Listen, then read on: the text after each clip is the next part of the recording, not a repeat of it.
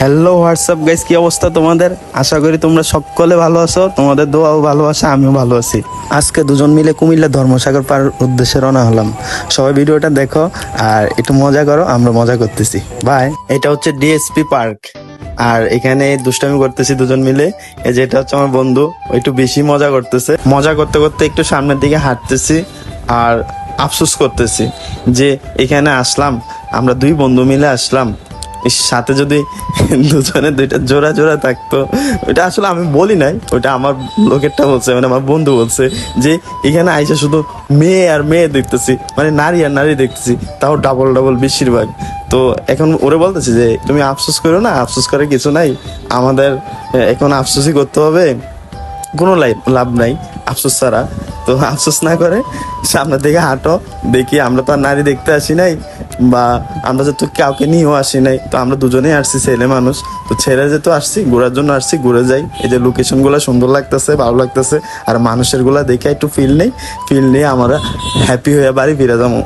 আর কি বলবো, এই যে ওয়েদার গুলা, এগুলো দেখে আমরা শান্তি লাগতেছে। আর ও যে মজার লোক, মানে কি বলবো, কিছুক্ষণ পর পর এমন ভাব নেয়, মনে হয় যে আমি ওর সাথে আছি একটা মেয়ে হিসেবে। যাই হোক, তারপরও কি যে ঘুরতেছি ভালো লাগতেছে, আর চারিদিকে শুধু মানুষ আর মানুষ, বিশেষ করে মেয়ের সংখ্যা একটু বেশি। তারপর আমরা আফসোস করতে করতেই হাঁটতেছি। যাই হোক, সমস্যা নাই, কোনো দুঃখ নাই, আফসোস নাই, কারণ আফসোসের জন্য গেছি না, ঘোরার জন্যই গেছি। আর ওর তো একটা পাগল, ও একটু হাইটে বলে যে আমার একটা ভিডিও করে দাও, আমার একটা ভিডিও করে দাও। তখন আমিও বলি যে তুমি কেন করবো, আমারও করে দাও। তখন আমিও করতে বাধ্য হই, আমাকেও একটা ভিডিও করে দেয়।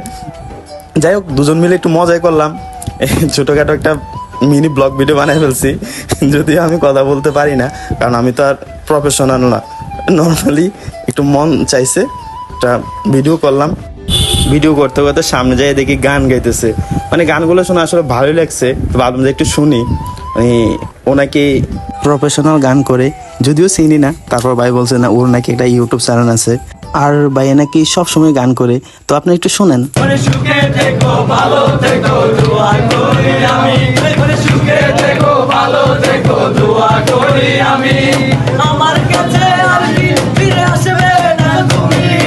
যাই হোক, আপনাদের থেকে কেমন লাগছে জানি না, তবে একটু ভালোই ফিল পাইছি, কারণ মানুষ ছোট থেকে বড় হয়। ভাইয়াটা হয়তো একটা সময় অনেক বড় গায়ক হবে। যাক, ভাইয়াটার জন্য অনেক শুভকামনা রইলো।